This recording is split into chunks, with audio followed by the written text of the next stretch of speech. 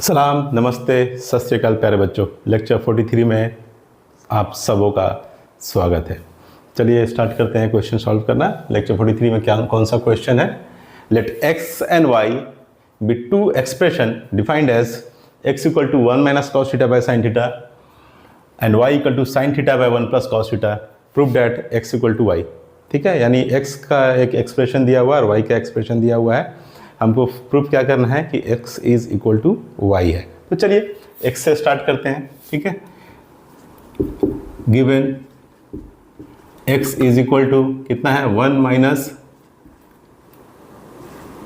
Cos theta divided by sine theta. ठीक है, अब देखिए हमको प्रूफ क्या करना है, x is equal to y। ठीक है, तो देखिए y के न्यूमरेटर में क्या है, साइन थीटा। ठीक है, y के न्यूमरेटर में है साइन थीटा। तो हम x को ऐसे सॉल्व करेंगे कि x का जो न्यूमरेटर में आएगा, x का जो एक्सप्रेशन दिया है ये वाला, इसके न्यूमरेटर में हमको साइन के टर्म में लाना है।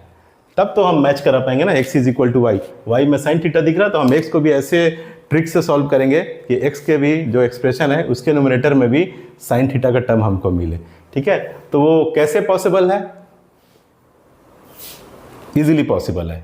देखिए 1 minus cos theta by sine theta है। अगर मैं न्यूमरेटर और डिनोमिनेटर दोनों को 1 प्लस कॉस थीटा से मल्टीप्लाई कर दूं, ठीक है, न्यूमरेटर और डिनोमिनेटर दोनों को 1 प्लस कॉस थीटा से मल्टीप्लाई कर दूं, तो मुझे क्या मिलेगा? 1 minus cos theta into 1 plus cos theta ऊपर में मिलेगा। तो 1 minus cos theta into 1 plus cos theta क्या हो जाएगा? ए स्क्वायर माइनस बी स्क्वायर का फॉर्म में है, तो 1 माइनस कॉस स्क्वायर थीटा हो जाएगा। और 1 माइनस कॉस स्क्वायर थीटा क्या होता है? Sine square theta. साइन के टर्म में आ गया ना, तो बस वही करना है हमको। ठीक है, लिखिए मल्टीप्लाइंग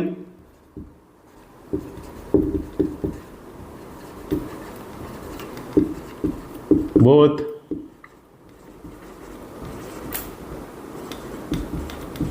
न्यूमरेटर and denominator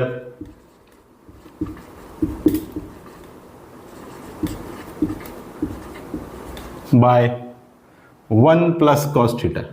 ठीक है,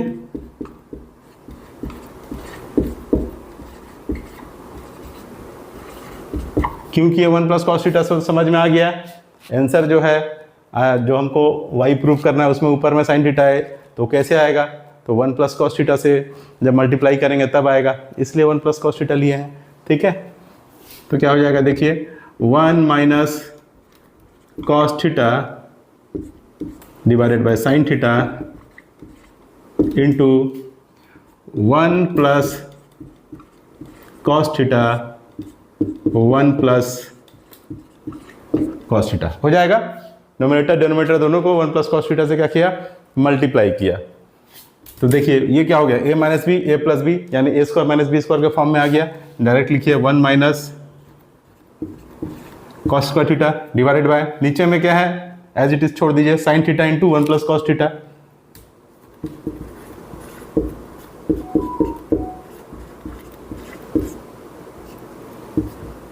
ठीक है, अब 1 माइनस कॉस स्क्वायर थीटा को मैं क्या लिख सकता हूं? Sine square theta. Okay, sign theta into 1 plus cos theta हो गया। ठीक है, अब देखिए साइन थीटा से साइन थीटा कैंसिल, ऊपर में क्या बचेगा? सिर्फ साइन थीटा, क्योंकि साइन स्क्वायर थीटा है ना ऊपर में। ठीक है, तो एक साइन थीटा से एक साइन थीटा कैंसिल, ऊपर में बचा साइन थीटा। तो sine theta divided by 1 plus cos theta. Sine theta divided by 1 plus cos theta equal to क्या है? y है, आ गया y। Hence x equal to y proved. Clear है? कोई डाउट?